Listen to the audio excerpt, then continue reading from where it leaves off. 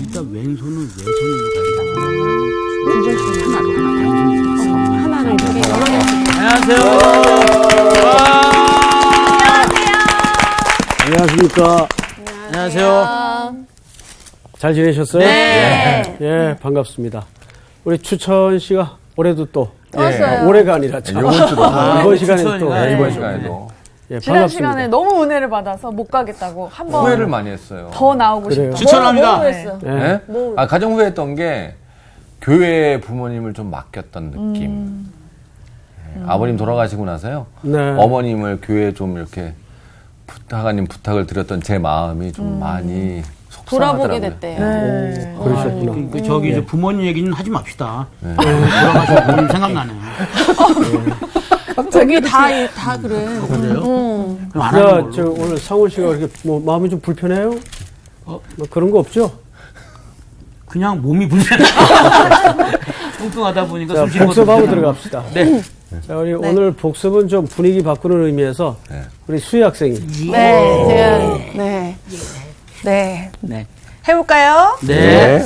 지난주에는 이 바울이 디모데에게 편지 중에 이제 교회를 이제 디모데가 맡아야 되는데 디모데 나이가 어렸습니다. 그렇죠. 20대, 30대 사이였기 때문에 너무 어린 사람이 교회를 담임을 맡아서 하기에 여러 가지 걱정이 많이 됐겠죠. 그래서 그 중에서도 많은 성도들을 어떻게 대해야 되는지 이런 거에 대해서 얘기를 했는데요. 그 중에서 이제 과부에 대해서 얘기했는데 그렇지. 여기에 과부가 참 참 과부, 과부. 그냥 과부, 늙은 과부, 젊은 과부 뭐 이렇게 나오는 거예요. 네네네. 참 과부는 무엇인가? 참고는 자, 누구인가? 왜 이래? 본인의 그 참 과부는 어떤 네. 경우를 얘기하는 참 거죠? 과부는 네. 말이죠. 정말 우리가 도움이 필요한, 도움이 절실히 필요한 우리 그런 과부를 참 과부라고 그런 거예요. 네, 보통 이제 과부가 네. 남편이 죽고 나면 그 지참금을 다시 받아서 친정으로 그렇죠. 돌아오는데 그걸로 이제 살아야 되거든요. 그렇지, 평생 근데 살아야죠. 이제 가족들이 그 돈으로 이 딸을 다시 이렇게 잘 보살피지 않고 교회에 그냥 맡기는 거예요. 그렇지. 그럼 그 돈은 어떻게 그 가족이 다 먹는 건가? 그 가족이 요약을 해야 그게 아니에요. 되는데. 가족이가 아니에요. 그 예. 가족이 일단은 가족에 대해서 네, 먼저 네. 그 마음을 제대로 품지 않았던 것. 네. 네. 아유, 힘들어. 이거 어떻게 하냐 매주. 그렇지. 좀 힘들지. 새길로 빠질 뻔 했다가 간신히. 네. 예, 우선 지난주의 내용은 그 바울이 디모데. 어린 목회자 네. 디모데죠. 네. 어린 목회자인 디모데에게 목회 서신을 통해서 목양을 어떻게 해야 될 것인가. 목양에 대해서 말씀을 썼죠. 네. 근데 그 보통 주제가 뭐 가족 구성원들이 등장을 했어요. 그러니까 그건 곧 뭘 얘기하냐면 교회는 하나의 가족이다. 가족이다. 자, 그런데 가죽이 됐네. 죄송합니다. 이상합니다. 즐기죠, 인연이 그렇게. 네. 아, 잘 갖다 붙이네요. 가족이다. 네. 가족은 또 즐겨요. 네. 즐기지 않아. 근데 문제는 네. 당연히 교회는 가족인데 이걸 빙자하는 잘못된 이해를 가진 성도들이 있었다 그 말이에요. 네. 방금 우리 수희 씨가 얘기한 것처럼 마땅히 1차적인 돌봄의 구성원은 가족들이 가족이죠. 돌봐야 네. 되는데 그거를 교회에다 책임을 맞아요. 전적으로 떠넘기는 일들이 있었다 그 말이에요. 네. 그거를 이제 지혜롭게 목양적 차원에서 어떻게 권면하는가 이게 지난주 내용이었어요.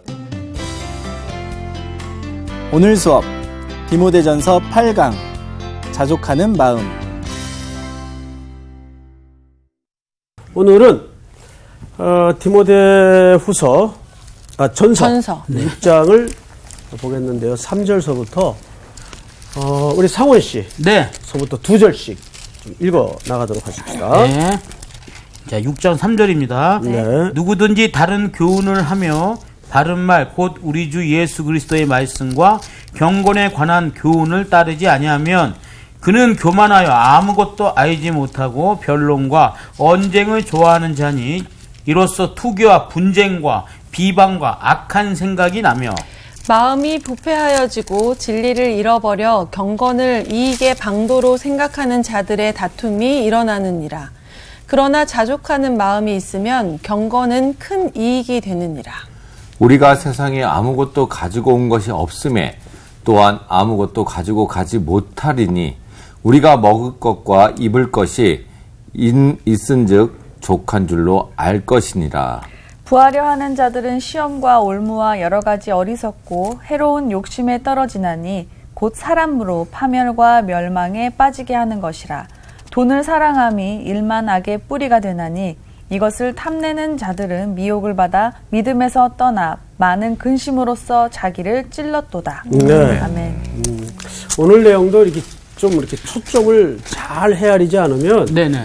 이게 좀 범해요. 내용 자체가 산만한 것 같고. 근데 전혀 그렇지 않습니다. 이제 들어보면 또 함께 말씀을 쫓아가다 보면 이 다음 주제가 왜 이렇게 나와야 되고 이 주제는 왜 이 부분에서 이렇게 설명할 수밖에 없었고 하는 아주 치밀한 논리적 전개가 여기 담아져 있어요. 네. 성경을 좀 보십시다. 우선 3절을 볼까요? 3절. 누구든지 다른 교훈을 하며 바른 말 곧 우리 주 예수 그리스도의 말씀과 이렇게 돼 있어요. 자, 여기 재밌는 대조 하나가 눈에 띄죠. 처음에 등장하는 단어가 뭐죠? 다른 교훈. 다른 교훈.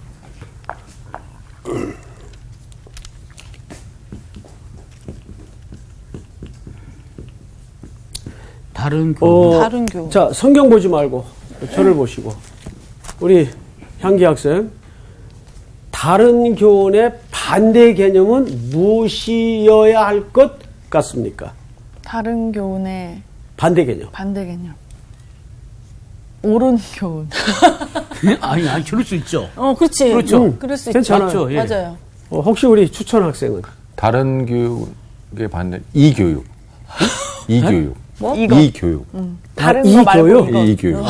지금 우리 성사학당? 야. 거기 센스 있어요. 아주 학업에 도움이 많이 돼요. 그 다음에 우리 다른 학생. 교훈, 이거 어렵네요. 다른 교훈과 다른 반대. 복음? 복음, 또 네. 저도 성경일 것 같습니다. 성경. 네. 자, 성경, 복음, 이교육. 저기 뭐라 그랬죠? 옳은 교훈. 옳은 교육을 하면 합해서 바른. 바른. 바른이라는 뜻입니다. 바른. 여기 바른, 나오죠? 바른. 네, 바른. 바른 말. 얘기하고 싶었는데. 바른 말. 바른 말. 보세요. 한 줄만 바른 내려가네. 말을 성경에서 뭐라고 풀었나 잘 읽어보세요. 네. 자, 뭐라고 풀었어요? 우리 우리 주 예수 그리스도의 말씀. 자, 여러분들이 대답한 말이 다 나오죠? 네. 자, 바른 말은 뭐예요? 그리스도의 의 말씀. 말씀이에요. 네. 또 뭐라고 설명드렸죠? 경건에 관한 교훈을. 경건에 관한 교훈을 따르지 아니하면 자, 이렇게 돼 있어요. 네. 그러니까 바른 말을 두 가지로 소개했네요. 경건에 경건에 관한 교훈. 교훈. 이 두 가지로 바른 말을 설명했어요. 그러면 여기에서 우리가 한 가지 이 시대의 그 세상의 풍조는 헬레니즘 문화의 배경을 갖고 있어요. 그렇죠. 그러면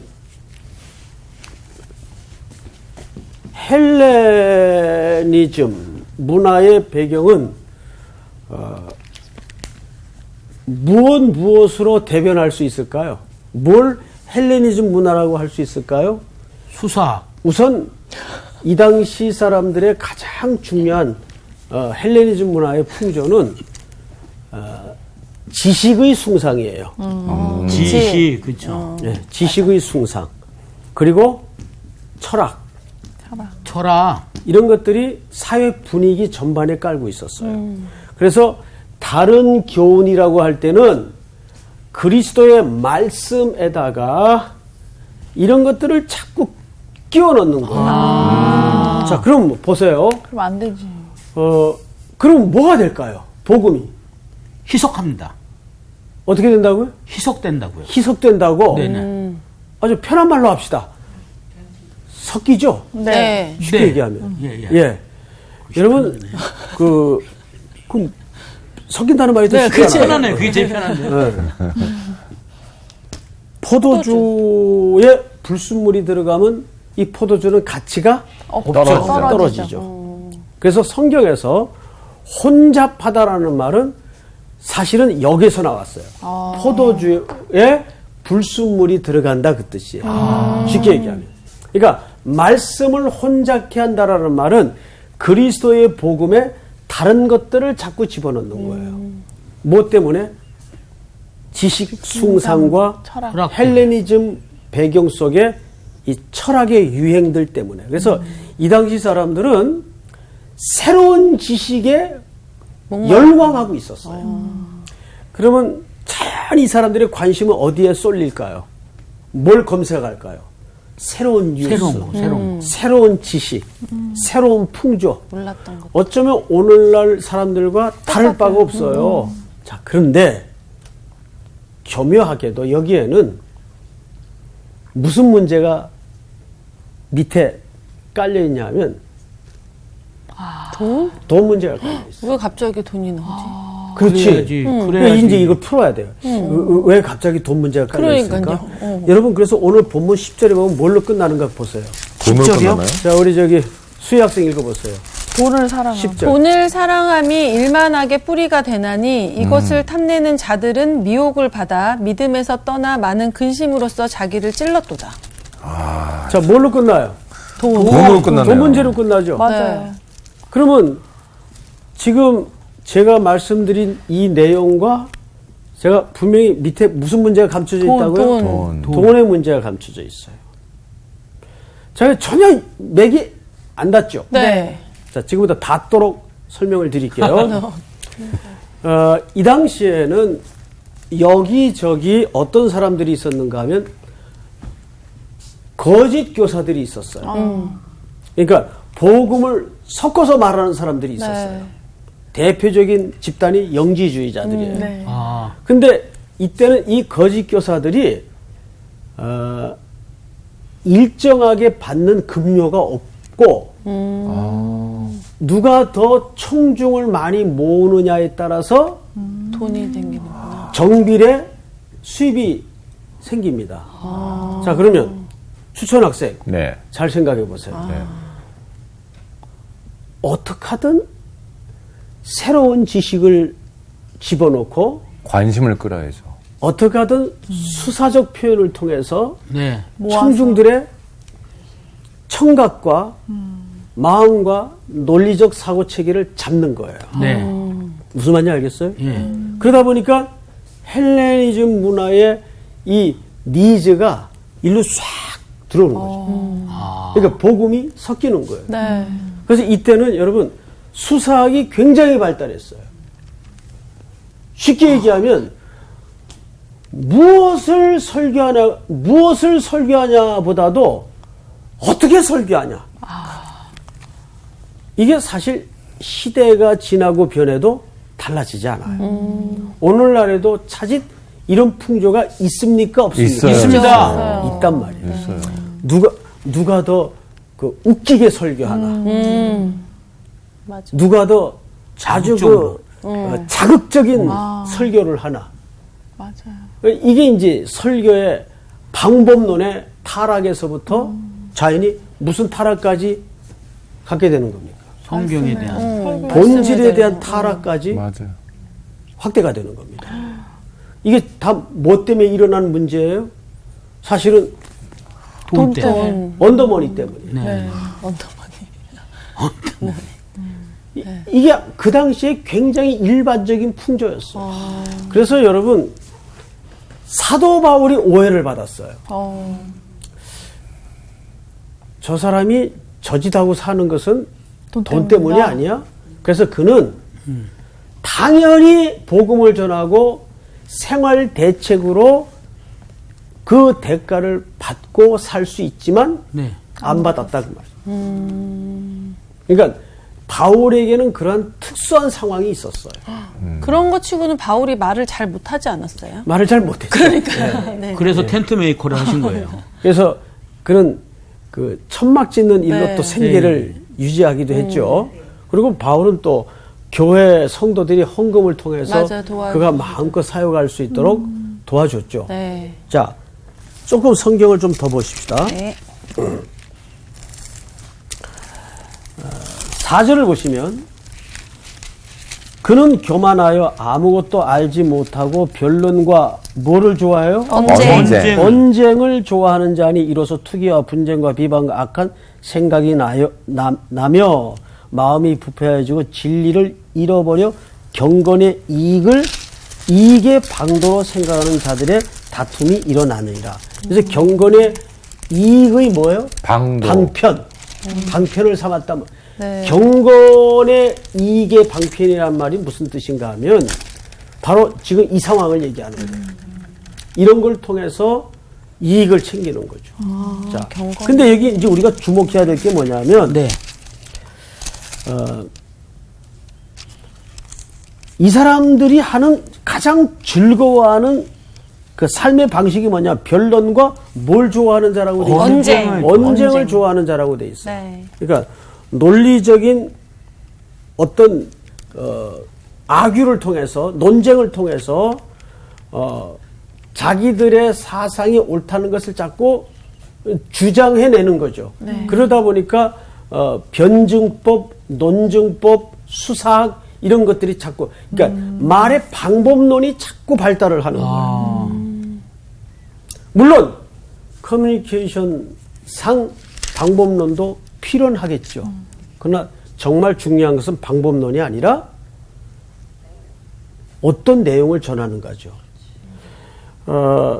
교회에서는 여러분 절대 그래서 진리를 가지고 언쟁을 하지 마세요. 그건 천하미련한 태도입니다. 여러분 사람은 본질이 교만하기 때문에 논쟁을 통해서 설득당하는 거 봤어요? 절대 설득 안 당합니다. 우기면 우겼지. 맞아요. 맞아, 우기면 우겨요. 내 말이 우기면 맞아. 우겼지. 더 세게 얘기하고. 맞아. 네 말이 맞구나. 내가 잘못 생각했네. 이러고 항복하는 사람 없어요. 여러분, 그 대표적인 인물을 하나 설명을 드릴게요. 사탄과 하나님이 대화를 통해서 누굴 건드리도록 허락하냐면 욥을 건드리도록 허락해요. 그래서 사탄이 여기저기를 돌아다니면서 동방에 사는 욥을 건드리죠. 하나님의 허락하에. 그랬더니 사탄이 돌아왔어요. 어떻더냐? 사탄이 정말 하나님이 칭찬할 만합디다. 대단합디다. 그렇게 싹 걷어갔는데도 입술로 범죄하지 않습니다. 그렇지. 내가 뭐라 그랬어? 그러니까 사탄이 도발을 하죠. 네. 근데 하나님, 몸은 건강하잖아요. 그래? 그러면 내 허락하에 생명은 안 되고 건드리지 말고. 예. 몸만 건드려봐라. 그래서 전신을 건드리죠. 네. 그래서 악창이 나요. 네. 전신에. 기와를 벗겨서 몸을 퍽퍽 긁습니다. 이 소식을 듣고 누가 오냐면 엘리바스를 중심으로 해서 친구가 찾아와요. 3명. 욥의 유명한 세 친구죠. 네. 찾아와서 소위 언쟁을 합니다. 논쟁을 합니다. 야, 이번 기회에 너 잘 생각해봐. 뭐 죄진 거 없나? 회개. 잘못한 거 없니, 뭐. 그치. 야, 까닭없이 사람이 이런 일을 겪겠냐. 그렇죠. 여기 두 가지 프레임 때문에 그래요. 첫째가 뭐냐면 권선징악. 네. 두 번째는 율법주의. 근데 이게 욥의 세 친구만 있는 문제가 아니고 인간이면 누구나 갖고 있는 프레임이에요. 네. 네. 예. 우리 한국 사람에게 특별히 이 권선징악의 문제는 망고불변의 진리예요. 네네. 네가 까닭없이 그런 어려움을 겪겠냐. 그리고 내가 뭔가 하나님 앞에 좀 더 성실하지 않았기 때문에 하나님이 저렇게 너를 벌하시는 거 아니겠는가. 그래서 욥이 그 유명한 23장 10절 말씀을 꺼내는데 우리 그 말씀이 뭡니까? 내가 연단을 받은 후에는 정금같이 되어 나오리라. 근데 그 본문의 원래 의미는 그런 의미가 아니에요. 네. 내 발걸음 하나를 옮기는 걸 하나님이 다 하실 텐데 나를 털어서 보시면 나에게 정금밖에 없다는 걸 아실 텐데 그 말이에요. 근데 어떻게 우리말 성경이 희한하게 너무 폼나게 번역이 돼가지고 노래도 나왔습니다. 그 고난 원래 뒤에 의도를, 정금으로 약간. 원래 의도를 왜곡시키고 말았어요. 네. 그건 고난 받고 나서 우리가 연단되어 정금같이 된다는 그런 의미가 아니에요. 네. 하나님 나를 털어보시면 나를 시험해 보시면 내게 정금밖에 없다는 걸 아실 텐데 내가 언제 입술로 범죄했습니까? 하나님을 향하여 항변을 했습니까? 그리고 이제 욥이 이해가 안 되는 거예요. 진짜 우리말로 돌아버리겠는 거예요. 그치. 그때 그 정도는 진짜. 하나님께서 뭐라고 얘기하죠? 질문을 합니다. 아주 근본적인 창조주로서 피조물에 대한 질문을 하죠. 그 질문이 뭐죠? 하늘의 새를 너 하늘의 궁창을 내가 펼 때 창조할 때 어디 있었니? 바다를 펼칠 때 너 뭐 했니? 그제서야 욥이 화들짝 놀라 자빠지면서 깨닫는 게 뭐죠? 아, 내가 피조물이구나. 이분이 창조주이시구나. 이걸 깨달아요. 그러면서 그가 위대한 고백을 꺼내놓습니다. 그 고백이 뭐죠? 내가 전에는 귀로 듣기만 하였사더니 이제는 눈으로 주를 배움나이다. 이 고백을 꺼내놔요. 무지한 말로 주의 이치를 가리는 자가 누구냐. 그러면서 그가 친구들을 위해서 그때 기도를 합니다. 그 기도가 뭐냐면 저들의 죄를 용서해 주시옵소서. 모르고 한 일입니다.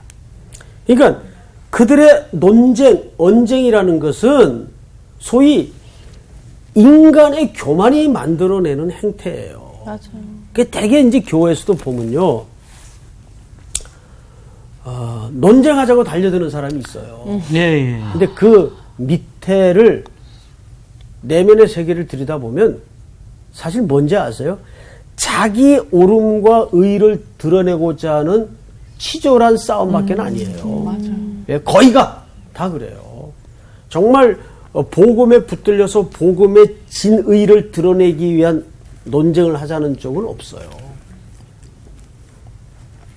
이단들도 마찬가지입니다, 여러분. 논쟁하자고 달려들잖아요. 네, 예, 예. 맞아요. 그런데 거기 하나 겁먹을 필요도 없는 게 특별히 신천지나 그 기타 외의 이단들은 그 몇 구절 외워갖고 다니는 거 있어요. 예, 예. 그거 외 것들을 성경 전체 맥락에서 물고 들어가면 한마디 대답을 못합니다. 그 저희 교회 이게 젊은이들이 많은 교회다 보니까 이단들이 한 달 내내 피켓 들고 난리가 아니었어요. 네? 신천지 우리 CBS 방송이 정말 이 한국의 교회를 위해서 그 엄청난 싸움을 지금 오랜 세월 벌이고 있잖아요. 네. 네? 그들이 부모님의 공경에 대해서 가족의 문제에 대해서 가르치는 적 있어요? 신천지는 절대 가정생활에 대해서 안 가르칩니다. 왜? 교주가 따로 있기 때문에. 맞아. 그리고 그 버리지. 아이들을 그런 잘못된 이론으로 다 묶어놓잖아요. 그게 그들이 내놓는 주장이라는 게 교회 앞에 와서 뭐 논쟁한다 하자고 달려들면 겁먹지 말고 들어오라 그러세요. 앉혀놓고 아예 전략적으로 긴 싸움을 하겠다는 각오로 해보니까 2명이 넘어왔어요. 우리가 잘못 배웠다고. 저희 교회 최근에 실제 일어난 일입니다. 이거 내 이름은 밝힐 수 없는데 네. 신천지 집단에 오랫동안 몸담아 있다가 우리 그 이단 대책반이 있거든요, 교회 안에. 계속 성경을 놓고 꾸준히 일관되게 끈질기게 가르쳤어요. 이단과의 싸움은 그래서 그들보다 더 끈질게 해야 돼요. 그래야 이깁니다. 맞아. 예. 어설프게 어설프게 해서 네. 넘어가. 내가 넘어가. 그들은 이 논쟁하기를 좋아합니다. 맞아. 근데 그 논쟁이 엉터리 허구를 갖고 있단 말이에요. 그리고 방금 말씀드린 것처럼 그 언쟁하고자 하는 의도의 이면에는 자기 의밖에는 없어요, 사실은. 맞아.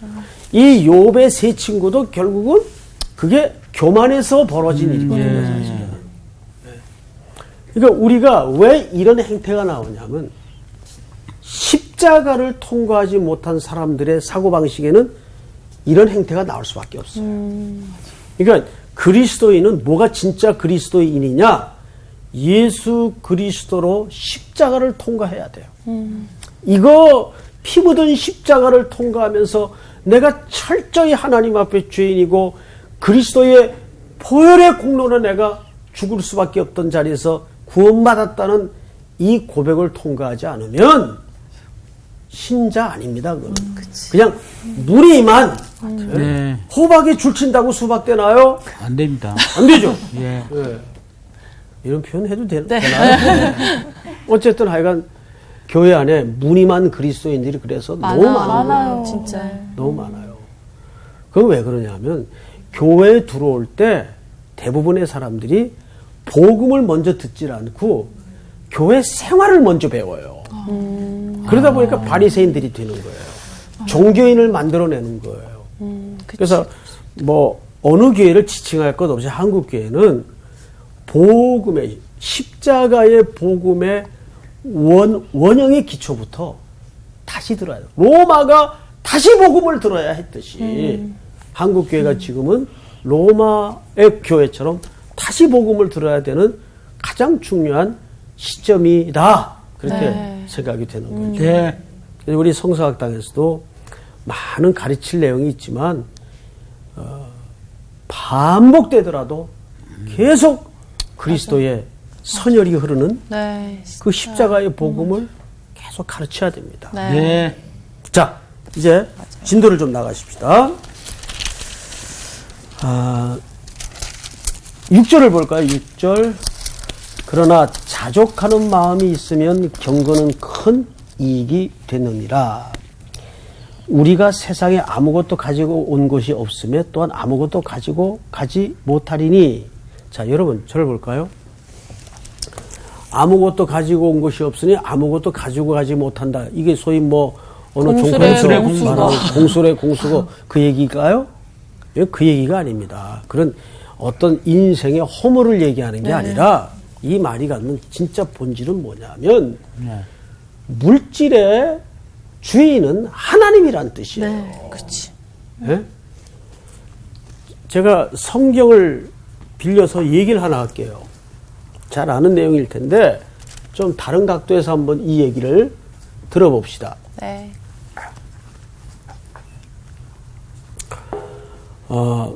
누가복음에 보면 16장에 불의한 청지기의 이야기가 등장을 하죠.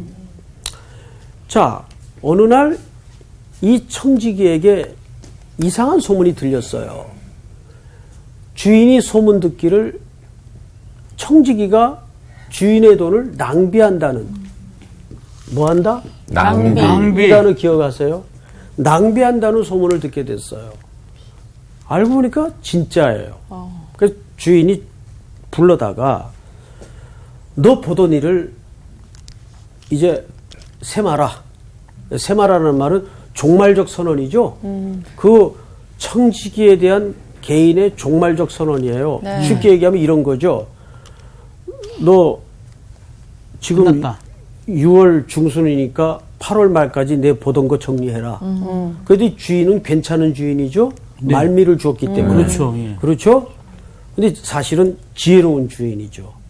원래 사람을 도둑을 쫓아도 길을 열어놓고 쫓아야 안 다쳐요.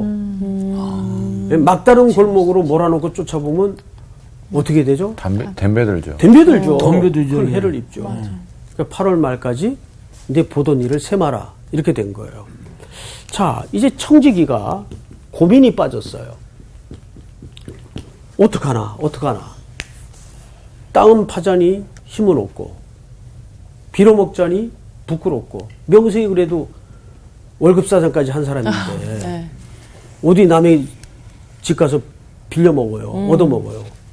근데 또 평생 펜대만 잡고 있었는데,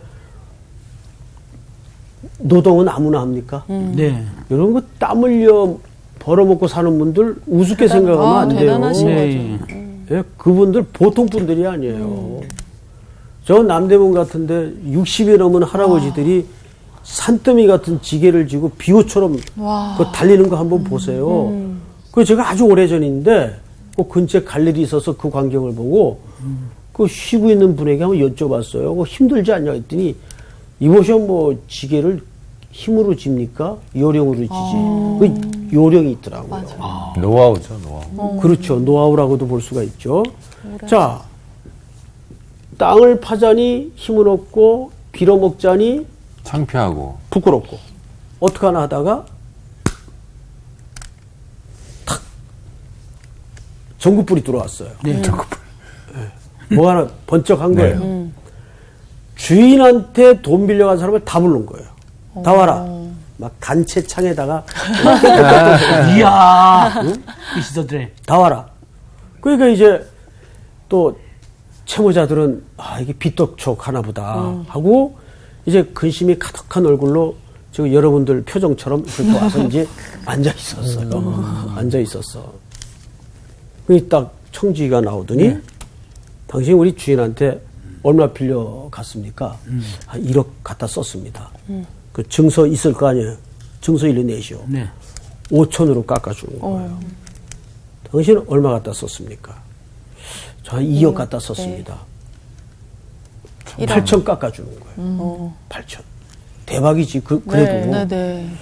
근데 문제는 몇까지? 이 누가복음 16장의 가장 어려운 대목이 주인이 이걸 알았어요, 몰랐어요? 알았습니다. 알고, 칭찬했어요. 그렇지. 송태근이 같으면 바로 집어넣지. 그렇죠. 이거 말이 안 되네. 저 국립호텔로 바로 집어넣지. 네? 은팔찌 채워가지고. 그런데 주인이 알고 칭찬을 했어. 이게 이제 이 본문의 헷갈리제이션이에요. 헷갈리는 부분이죠, 진짜. 이 본문이 제일 그래서 어려워요. 자, 우리는 그래서 이 칭찬이 도대체 뭐냐가 관건이에요. 네. 뭐냐가. 자, 그런데 우리는 한 가지 주의해서 봐야 될 게 뭐냐면 뭘 칭찬했는가 하면 지혜를 칭찬했어요. 지혜. 예? 근데 이 지혜가 뭐냐 그 말이에요. 이거는 이런 겁니다. 그 불의한 청지기의 행동을 정당화해서 칭찬한 게 아니라 그 꾀. 네. 그 구분해서 이해를 해야 돼요. 꾀를 칭찬했다고. 꾀. 그럼 어떤 꾀냐? 잘 보세요. 이 청지기가 어떻게 하나 하다가 이것도 할 수 없고 이것도 할 수 없으니까 주인에게 빚진 사람을 불러다가 다 탕감해 줬어. 네. 그리고 혼잣말로 한 얘기가 있어요. 이렇게 하면 저들이 나를 내가 여기서 쫓겨난 다음에 자기 집으로 영접하리라. 그러니까 이건 뭐죠? 지금까지는 여기 천년만년 그냥 청지기 노릇 할 줄 알았어. 네. 네. 우리 보편적인 인생의 생각처럼. 네. 이제 우리 젊을 때는 그냥 한 영원히 살 것 같지. 그렇지. 왕년에 뭐. 네. 그런데 해고 통보를 바꾸세요. 우리로 얘기하자면 죽음의 선고를 바꾸서야 이제 나도 얼마 안 남았구나. 긴다. 정신이 번쩍 드는 거예요. 네?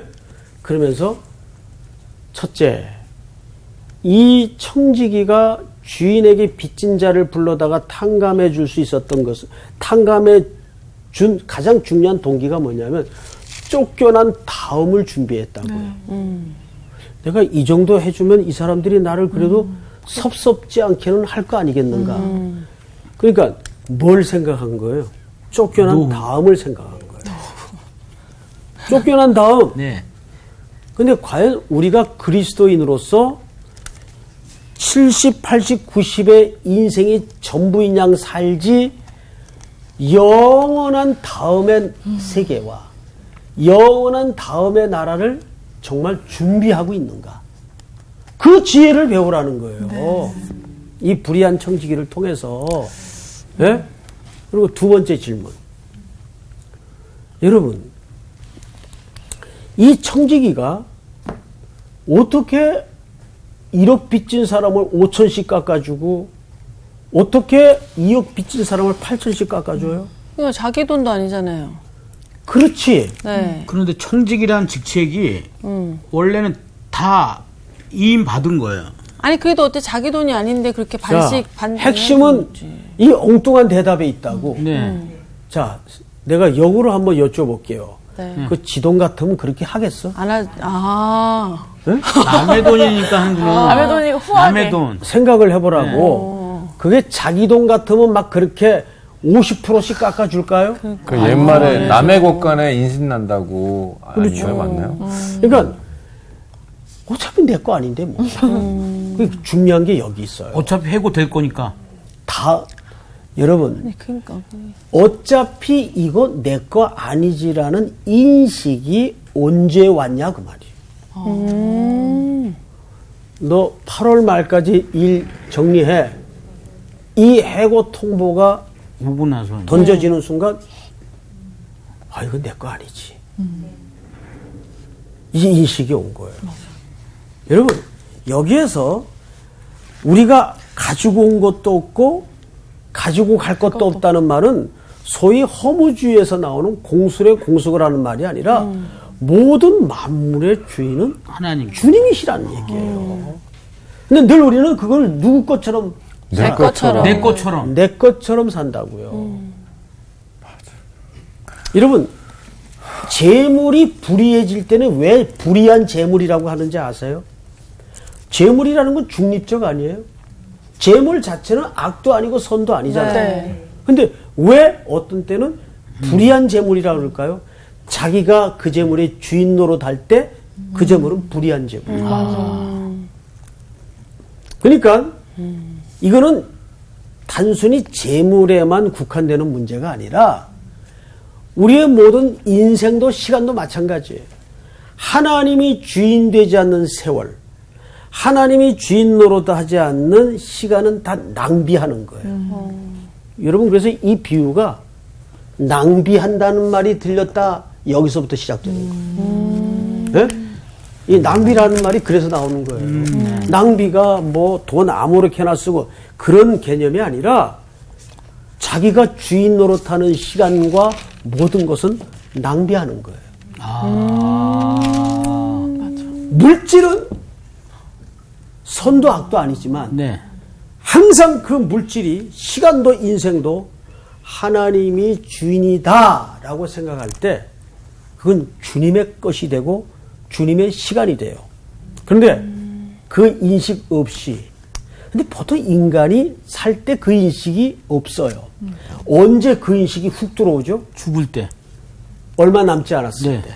갑자기 당신 말기입니다. 뭐 이런 소리 들을 때 그때 이제 제정신이 나는 거예요. 내 생명이 얼마 안 남았구나. 내가 이때까지 뭐하고 살았지? 왜 살았지? 이런 본질적인 문제가 그때야 툴툴거리고 일어나는 겁니다. 안에서. 결국은. 그러니까 사람이 지혜롭게 산다는 건 뭐냐 하면 세상 사람들은 한 잔씩 털어 넣을 때마다 늘 처음처럼 그러고 살아요. 그런데 가슴관적으로. 우리 그리스도인은 그 구호를 외쳐서는 안 되고 늘 마지막처럼. 오늘이 내 인생의 마지막이에요. 네. 그렇게만 살 수 있다면 어떻게 될까요? 간절해지고 네. 진실해지고 열렬해지고 달라질 수밖에 없는 거예요. 네. 네. 오늘 그 내 아내를 마지막 본다면 오늘 그 예배를 내가 마지막 드리는 예배라면 얼마나 절실할 수밖에 없을까요? 오늘 이 얘기는 그 얘기를 담고 있는 겁니다. 그것이 내 인생에 관련된 모든 것들이 주님을 주인으로 모시고 사는 삶이에요. 오늘 공부는 여기서 끝. 감사합니다. 아,